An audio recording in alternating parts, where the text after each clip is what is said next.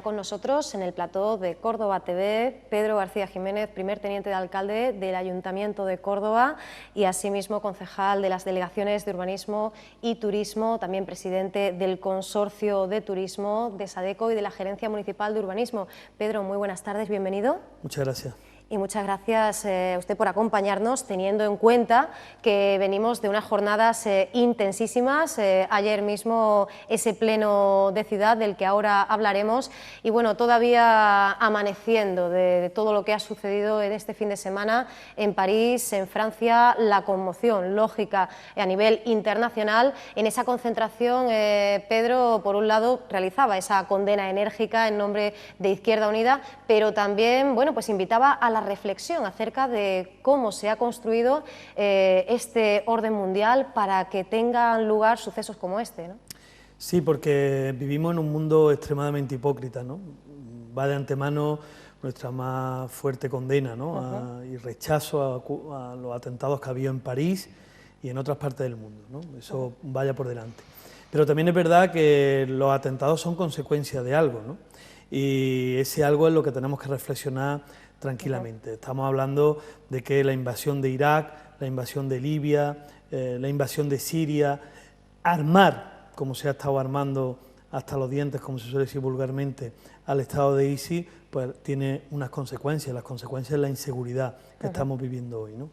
Por lo tanto, yo creo que hay que hacer una reflexión más allá de un momento hipócrita donde la gente se cuelgue la bandera de Francia o se aprenda la marsellesa, que hacer una reflexión sobre el nuevo orden mundial que estamos construyendo, ¿no?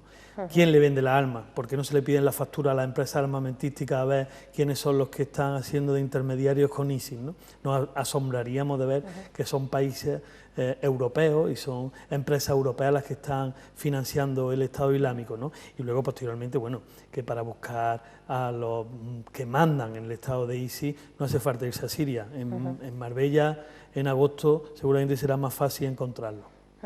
Se ha hablado incluso en ese G20 de estrangular y se ha utilizado además ese verbo, las vías de financiación del Estado Islámico, pero bueno, siempre nos encontramos con el temor de que, bueno, pues este episodio tan sumamente trágico no signifique realmente un punto y final, un cierre, como decíamos, a esta doble vertiente, a esta doble manera de gestionar la relación con Oriente. Es que el problema es que no aprendemos. Mire, cuando se armó a Bin Laden para que derrocara a la Unión Soviética, el final fue una consecuencia trágica que ha sido que hoy todavía Afganistán está en guerra y que tuvimos unos terroríficos atentados en Nueva York. Cuando se armó a la oposición en Irak, cuando se invadió Irak, hoy en Irak es un país que está prácticamente bueno, en guerra continua, constante, y donde el estado de ISIS campa a su ancha. En Siria ha pasado exactamente lo mismo, o en Libia. Es decir, tú no puedes solucionar un problema con una guerra. Nadie soluciona un problema con una guerra y por lo tanto, bueno, pues hay que reflexionar sobre cómo empiezan estas guerras, cómo se desarrollan y las consecuencias que tienen, ¿no? Y está bien en un momento dado posicionarse en favor de determinadas acciones. Yo soy el primero que me solidarizo completamente con los familiares y con el país francés y con la ciudad de París, pero que hay una realidad objetiva y es que anteayer también hubo un atentado en Siria, ¿no? Que murió en Beirut 44 personas, o hace una semana en Turquía, donde en una manifestación precisamente por la paz, pues murieron otras 100 personas.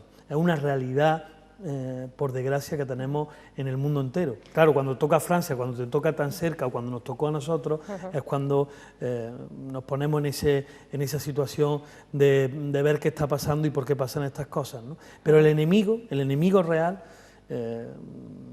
los que crean el terror, los terroristas, bueno, pues no pueden pagar inocentes siempre, porque además al final esos inocentes los terminas convirtiendo en enemigos reales, ¿no? Y esa es la reflexión que hay que hacer. Cuando hablan del pacto antiyihadista, ¿qué es un pacto antiyihadista?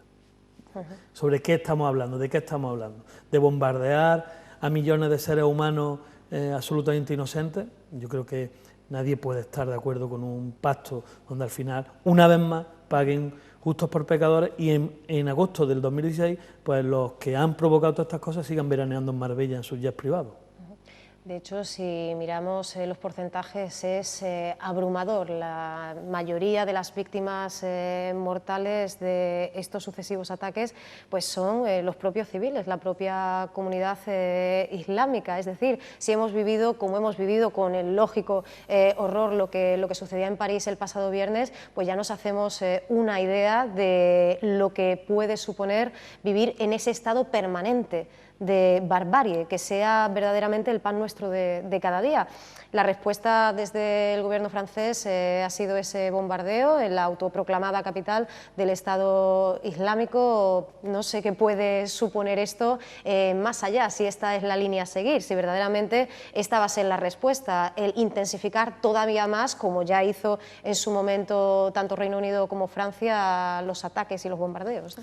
Nosotros tenemos claro que el ojo por ojo no es la solución a nada, ¿no? Y hoy tenemos un orden internacional creado por la Unión Europea y por Estados Unidos fundamentalmente, al que Rusia también ha ayudado en algunos momentos, un orden internacional muy complejo y un orden internacional que merece una reflexión en Naciones Unidas y que merece una reflexión y una solución política, nunca una resolución armada. Yo creo que, y lo digo de verdad, yo creo que el hecho de intensificar la guerra en un Estado como el Estado Islámico, que vive de la guerra, creo que no va a solucionar ningún problema. Y Córdoba, que es una ciudad bueno, donde hemos vivido durante muchos siglos el respeto a lo diferente, a lo diverso, igual que París hoy. París es una ciudad tremendamente diversa y tremendamente intercultural. Yo creo que no se debe nada, y además cuando ya se mezcla la religión, los dioses de unos con los dioses de otros, pues yo creo que el odio nos lleva a situaciones muy difíciles de solucionar y de solventar. Y hablamos ya, porque este asunto, ¿verdad?, nos daría para toda la entrevista y sería una cuestión bueno, pues, sumamente interesante tratarla aquí con usted, pero bueno, también tenemos que hablar de políticas municipales y hablábamos al principio de ese pleno que se celebraba en el día de ayer. Lo que trascendía del anterior era esa sorprendente unanimidad en relación bueno, pues, a esa reclamación de las inversiones tanto al Gobierno central como a la Junta de Andalucía. ¿Cuál sería la nota característica de este pleno? Por lo menos, ¿qué cree usted que va a ser lo que verdaderamente trascienda de ese encuentro que tenía lugar ayer en el Ayuntamiento? Bueno, el pleno creo que ha servido para poco. O sea, con mucha sinceridad, creo que este pleno la oposición lo ha convocado más con un carácter electoralista, porque estábamos muy cerca de las elecciones generales, y hacer más un mitin electoral que una reflexión sobre lo que está pasando en la ciudad. Pero bueno, a nosotros, y a mí personalmente, me ha servido para aprovechar, explicar por qué estamos en Córdoba en la situación que estamos, porque hemos heredado unos proyectos que hemos heredado y sobre todo qué vamos a afrontar en el futuro, ¿no? Hemos tenido muchos problemas en la gestión del plan Urban. Yo creo que la gestión del plan Urban y la gestión del plan turístico de grandes ciudades son dos gestiones muy malas para la ciudad, donde vamos a terminar pagando con dinero público algo municipal, algo que venía predestinado a que se pagara con dinero de la Unión Europea, y en el caso del plan turístico, bueno, pues hemos tenido que pedir una vergonzante prórroga a la Junta de Andalucía porque no ha sido posible empezar prácticamente ninguna de las obras y ninguno de los proyectos que venían en este plan turístico, ¿no? Luego hemos hablado del Alcázar, donde bueno, el anterior gobierno municipal hizo muchos contratos a una empresa en absoluto fraude de ley, y ahora estamos en un impasse importante. Pero lo que más me preocupa en este momento, y lo he planteado en el Pleno, es la gestión de la Normal de Magisterio y de la Plaza de la Unidad, que además de estar bastante retrasada y parada, pues vamos a tener que terminar pagándola con inversiones municipales. De hecho, en relación a esa Plaza de la Unidad, nos encontramos en la semana en la que arranca esas obras que también afectan a esa calle Acera de Rute y que van financiadas a cargo del Urbansur. Ahora preocupa si va a ser posible finalizarlas en ese mes, en ese plazo tan escaso. No, inviable. O sea, ha sido una decisión del Gobierno comenzar la obra, justificar lo que podamos justificar de la misma, que se pueda pagar con dinero de la Unión Europea y el resto lo vamos a pagar con inversiones municipales, porque entendemos que la gente que vive en el sector sur no tiene por qué pagar la mala gestión que ha hecho el gobierno anterior de estos fondos, ¿no? Y que para nosotros el sector sur es una zona prioritaria de gestión de gobierno. Por lo tanto, vamos a tirar para adelante y lo que no se pueda pagar con fondos europeos, que va a ser la mayoría, lo vamos a tener que pagar con fondos municipales, por desgracia. También, bueno, pues sigue en primera línea lo que va a suceder con ese Palacio de Congresos, esa situación en la que se encuentra pues, el edificio de la calle Torrijos, y tanto este caso como el Urban pues vuelve a convertirse en arma arrojadiza, ¿verdad? Volvemos a encontrarlo, bueno, pues con una perspectiva desde el cogobierno en este caso, con otra desde el principal partido de la oposición y otros grupos que también secundan esta postura. ¿Con qué se queda el ciudadano, Pedro? Porque muchas veces el ciudadano de a pie tiene la sensación de que, bueno, y en asuntos como el Palacio de Congresos, por ejemplo, van pasando los años, se supera la década y no termina este culebrón, ¿no? Bueno, el Palacio de Congresos de la calle Torrijos no tiene nada que ver con el Palacio de Congresos que se había proyectado en Miraflores. Son dos cosas totalmente diferentes, y una tercera, que es el Palacio de Exposiciones y Ferias, que se iba a hacer en Caja Sur. Uno, el último, el Palacio de Exposiciones y Ferias de Caja Sur, no era un proyecto que contara con el visto bueno de Izquierda Unida, pero bueno, lo hemos pillado muy avanzado, vamos a intentar en la medida de lo posible terminarlo, se va a terminar en plazo, creemos, y bueno, va por buen camino. El de la calle Torrijos, un grave problema en la administración por la contratación y por varias cuestiones con la empresa privada. La Junta de Andalucía, que es la responsable de la gestión de este espacio, lo está intentando resolver. Son cuestiones que pueden pasar a cualquier administración, como nos ha pasado a nosotros con la normal de magisterio, y son producto y resultado y consecuencia de las leyes que hace la Unión Europea en función de que la empresa que más rebajas haga a la obra, la que más, bueno, pues en cierta forma aplique digamos, para entender, unos descuentos, ¿no? A la hora de hacer la obra, unas bajas que a veces son bajas temerarias, pero como no está muy bien situado ese margen que es temerario y que no, finalmente se complica. Lo mismo que ha pasado en la calle Torrijos, lo mismo que ha pasado en la norma de magisterio. En ambas obras esperemos que se resuelva pronto. Yo sé que la Junta de Andalucía está por la labor de resolverlo cuanto antes. Y bueno, también hay otro asunto que ha sido protagonista, sobre todo lo fue la semana pasada, pero evidentemente sigue en la memoria de todos los cordobeses y cordobesas, y es esa reacción de la agrupación de hermandades y cofradías a la decisión de la Consejería de Cultura, Rosa Aguilar, en esa comparecencia que ofrecía de manera urgente, bueno, pues apostaba por supeditar su decisión a la de la entidad asesora de la UNESCO, al ICOMOS, que entiende también como mutilación, lo entiende así esa intervención en la celosía, perdón, que en su día, en 1972, bueno, pues ubicara Rafael de la Hoz. El asunto de ese acceso de todas las hermandades y cofradías al primer templo de la diócesis para la cristiandad, a la mezquita catedral, a su interior, sigue abierto, porque más allá de la intervención de esa celosía nos encontramos con que aún así no todos los pasos se pueden acceder. Tenemos a la descendencia del propio Rafael de la Hoz amenazando con llevar la situación a los tribunales, y continúa, y desde el ayuntamiento, bueno, pues se ha querido también apoyar la decisión del Gobierno andaluz, de la Junta de Andalucía, por entender, por considerar que lo que diga ese órgano consultor debe prevalecer, ¿no? Bueno, no es una cuestión religiosa ni es una cuestión contra nadie. Yo creo que eso es muy importante ponerlo en valor, ¿eh? La UNESCO tiene un órgano fiscalizador, digamos, entre comillas, de las cosas que pasan en los sitios que han sido nombrados Patrimonio de la Humanidad, que es ICOMOS. ICOMOS emite un informe totalmente lógico, ¿no? Es que cuando se dio el nombramiento a la Mezquita de Córdoba, que fue a la Mezquita de Córdoba a la que se le dio el nombramiento Patrimonio de la Humanidad, se le da con una serie de, bueno, condicionantes y todo lo que tiene que ver con lo que conocemos hoy como Mezquita Catedral de Córdoba. Y emite un informe diciendo, bueno, alertando de que eso no se debe de hacer. Claro, el que da y el que quita ¿Y cómo? Y el que da y el que quita es UNESCO, ¿no? Te da y te quita un patrimonio de humanidad. Con esto no quiero alertar ni decir que nos van a quitar ningún nombramiento, pero sí es verdad que hay que mantener un respeto a los estamentos internacionales que hablan de patrimonio y que hablan de cultura en relación al patrimonio. Y por lo tanto hay que escuchar lo que dice ICOMOS y a partir de ahí, bueno, sí es verdad que hay que tomar una decisión con respecto a esto, ¿no? Luego, otra cuestión que no tiene absolutamente nada que ver es si los pasos y las cofradías hacen su estación de penitencia hacia la mezquita catedral, que es una decisión que toman ellos de manera independiente. Pero, ¿qué se hace en la mezquita? Se haya hecho antes o no, este gobierno municipal va a escuchar a lo que diga ICOMOS y a lo que diga UNESCO. No nos queda la menor duda, porque estamos hablando de un edificio único en la historia de la humanidad y por lo tanto ese edificio único tiene que ser cuidado y mimado con todas sus consecuencias.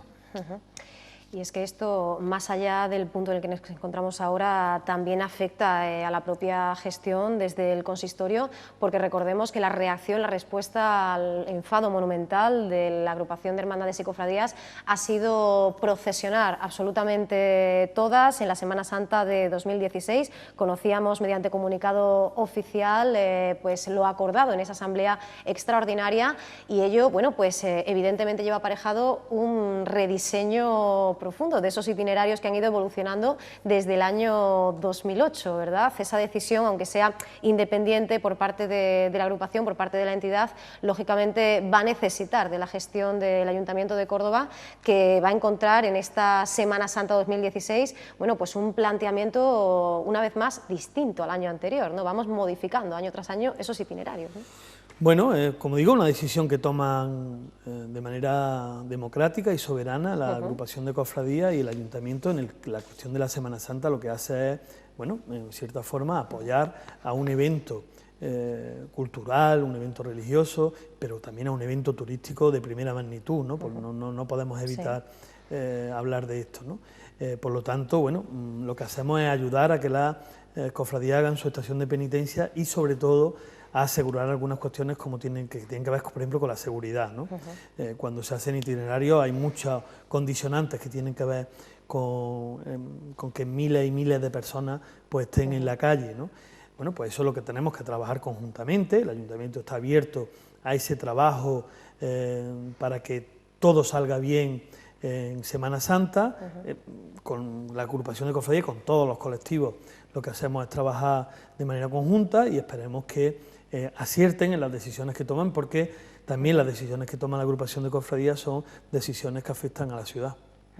Y seguimos hablando de patrimonio, porque si bien ya está autorizada esa intervención, esa rehabilitación de la Plaza de la Fuenseca, una de las más fotografiadas de Córdoba, por cierto, ya al pasado pleno llegaba esa moción por la vía de urgencia, el de la semana pasada queremos decir, para la adjudicación bueno, pues de ese contrato menor de las obras en la Puerta de Almodóvar, una ciudad grandiosa, pero que merece muchísima atención, ¿no? Son muchos los frentes abiertos y muchos los espacios que hay que seguir manteniendo y poniendo en valor, ¿no? Bueno, el cuidado de nuestro patrimonio es el futuro de Córdoba.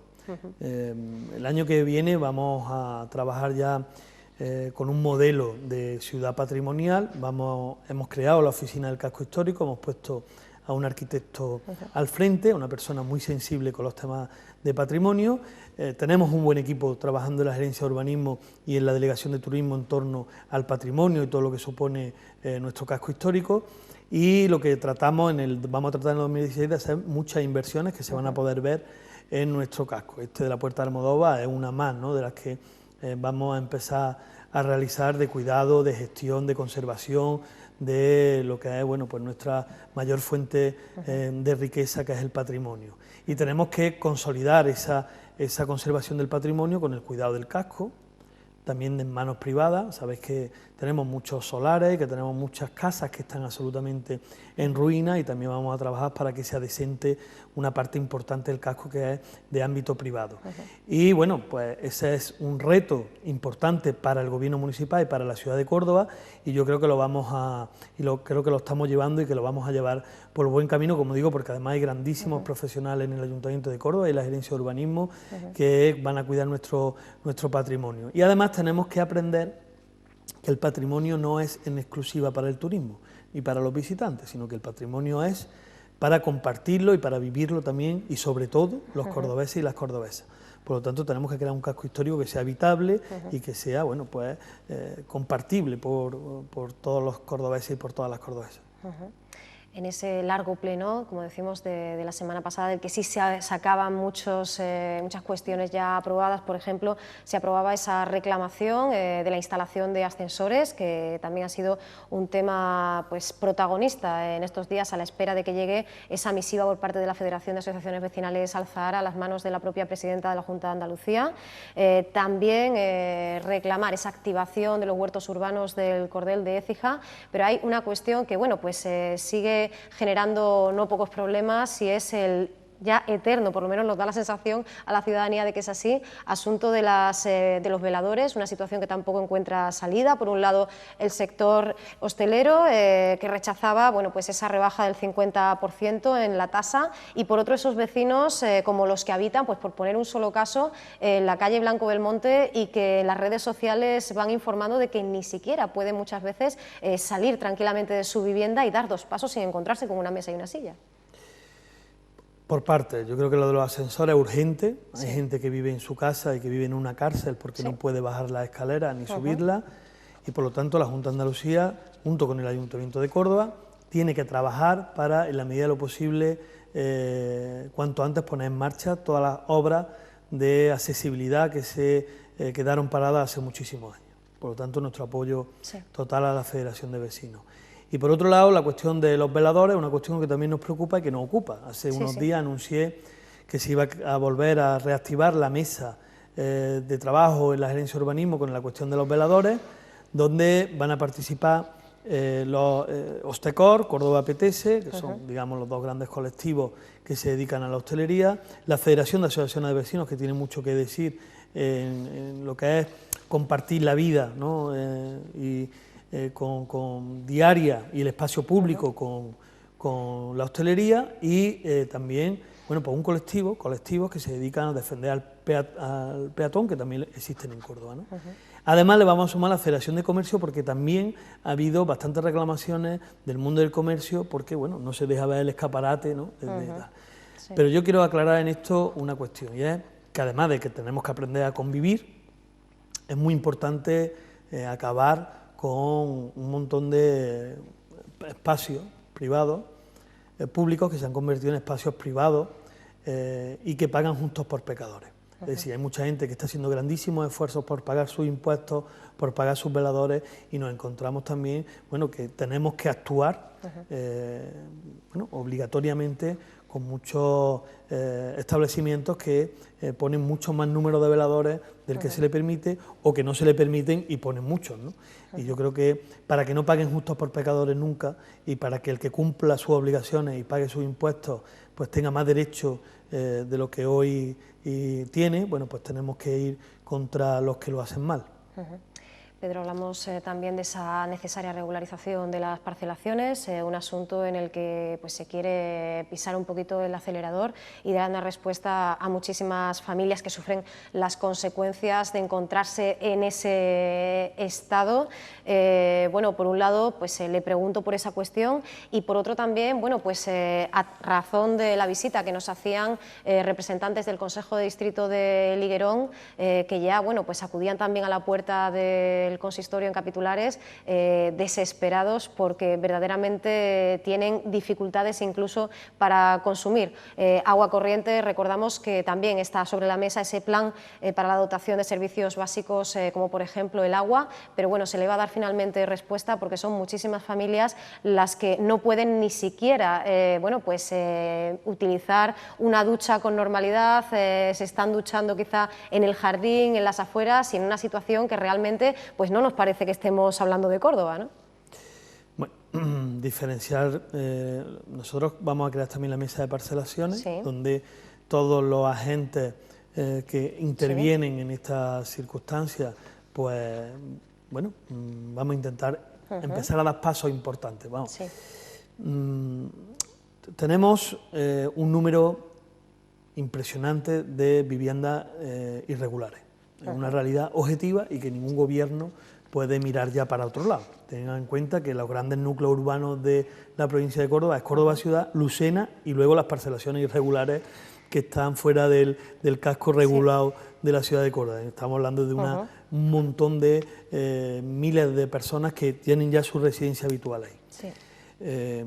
Esto tampoco, sin mirar para otro lado, ha conllevado que, bueno, uno se hace una casa de manera irregular y eso luego tiene unas consecuencias evidentes que ahora tenemos que regular, pero sin olvidar el primer paso, ¿no? Que uno ha construido en un sitio que no debía.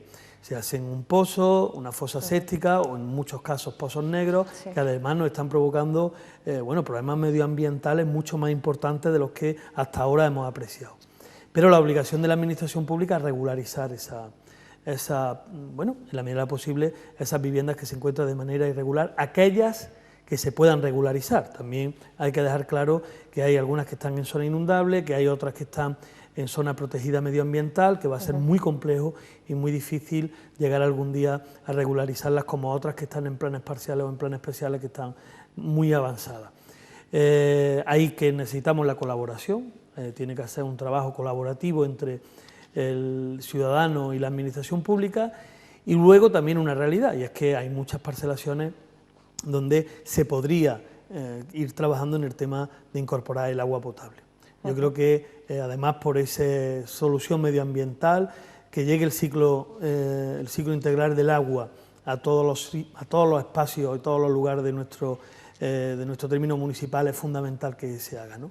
Pero eso conlleva un gasto muy importante, que hay que ver cómo lo hacemos, y luego conlleva problemas legislativos muy difíciles de llevar a la práctica. Es decir, supuestamente hasta que usted no tenga una primera ocupación, licencia de primera ocupación, no se podría dar ni luz ni agua, ¿no? Pero bueno, vamos a intentar ver cómo vamos solucionando todos esos problemas, porque es verdad que tenemos muchos familiares. Quiero también decir que no es el Consejo de Distrito de Liguerón el que estuvo en el ayuntamiento, sino algunas personas de algunas parcelaciones. ¿No? Nos acompañaron a nosotros el Consejo de Distrito de Liguerón, pero además en esa entrevista con David González Beis, lo primero que hicimos fue recalcar que había sido a título personal, y esto ya hablaba un poco de la situación, ni siquiera habían sido convocados por el Liguerón. Lo digo porque es muy importante para no engañarnos. Sí, porque en esto es muy importante no engañarnos, es decir, ni que la administración engañe, ni que el ciudadano se sienta engañado, ni que el ciudadano engañe y la administración nos sintamos de esa forma. La situación es complicada, todo el mundo en el Liguerón, en Villarrubia, en Arcolea, sabe,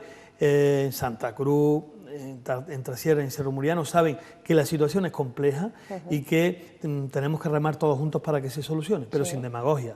No porque uno vaya más veces a la puerta del ayuntamiento vamos a enganchar el agua, ni Endesa, que es una entidad privada, va a enganchar la luz.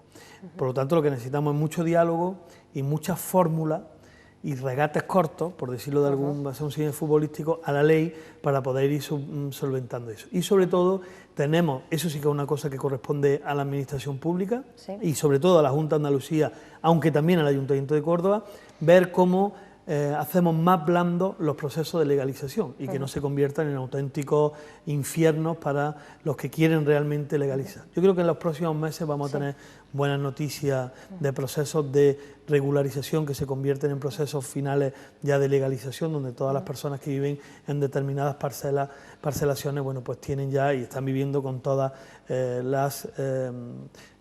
toda la solvencia legal, como si uno viviera en la Fuensanta o viviera en Cañero. Creo que se va a dar y eso también nos daría aliento para que otras parcelaciones vean que es posible.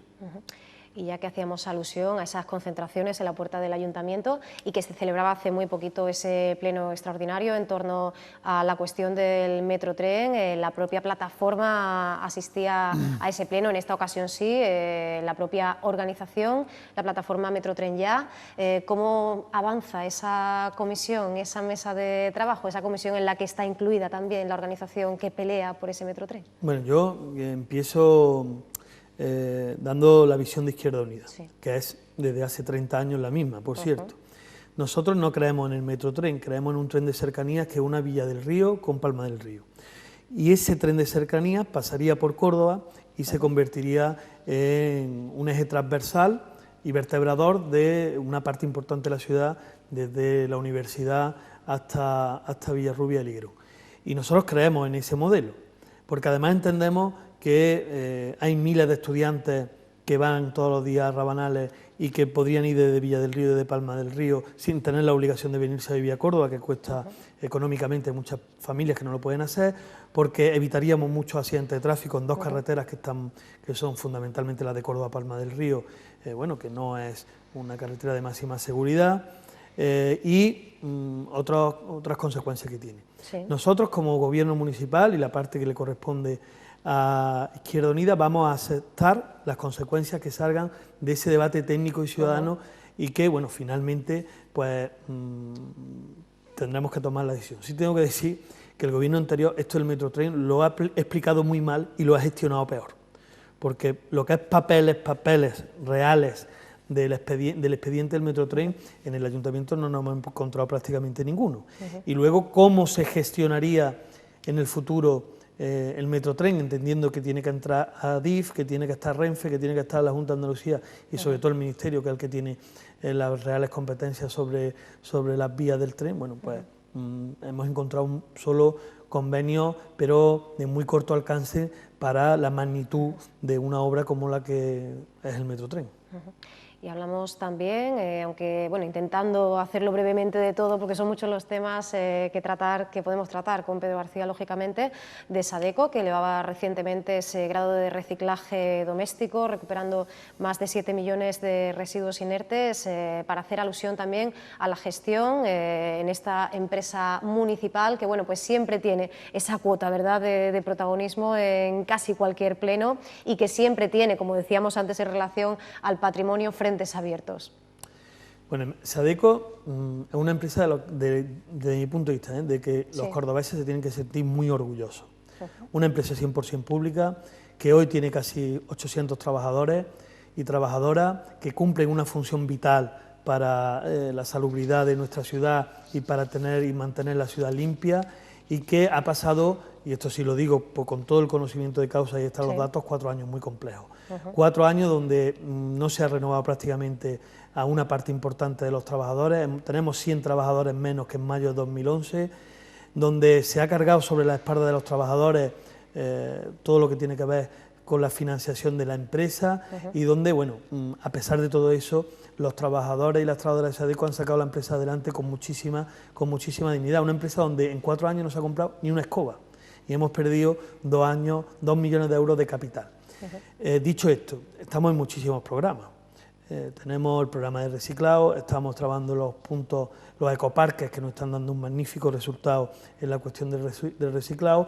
Empezamos hace 2 semanas una campaña en los parques y en los jardines de nuestra ciudad, que se llama "En nuestros parques se juega limpio", donde intentamos educar a la ciudadanía, por decirlo de alguna forma, a que los parques donde juegan nuestros niños y nuestros mayores pues tienen que estar limpios, y que hay que tener cuidado con los excrementos de los animales y bueno, con muchas cosas que tienen que ver con la limpieza y con el cuidado de los jardines, y estamos en un montón de frentes abiertos. Pero Sadeco, por ejemplo, es una empresa pública que es ejemplo y espejo para ciudades del norte de Europa, del sur de Europa, del norte de África. Nuestros gerentes, nuestros técnicos han estado hace simplemente 2 semanas en Egipto explicando cómo funciona la empresa de Sadeco y poniéndola como ejemplo en toda la zona del Magreb de cómo funciona una empresa pública. Por lo tanto, es una empresa de la que nos tenemos que sentir muy orgullosos, y que todos los resultados de los programas que lleva haciendo durante años están dando unos resultados magníficos.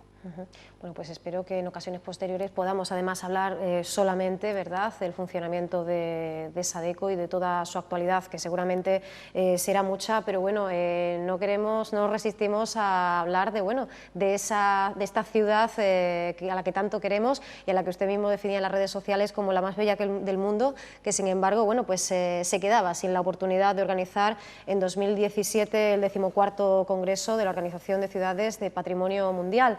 Un duro golpe, lógicamente, pero también una visita de la que nos llevamos algunos resultados positivos, buenas sensaciones, aunque eso sí, ese sabor de boca agridulce, ¿no? Bueno, no ha sido un golpe tan duro, porque no ha sido algo fue algo que improvisamos prácticamente en los últimos días, cuando estaba la posibilidad de presentarnos, lo hicimos. Hace 2 años nos presentamos también en Oaxaca, en México, y tampoco tuvimos la oportunidad.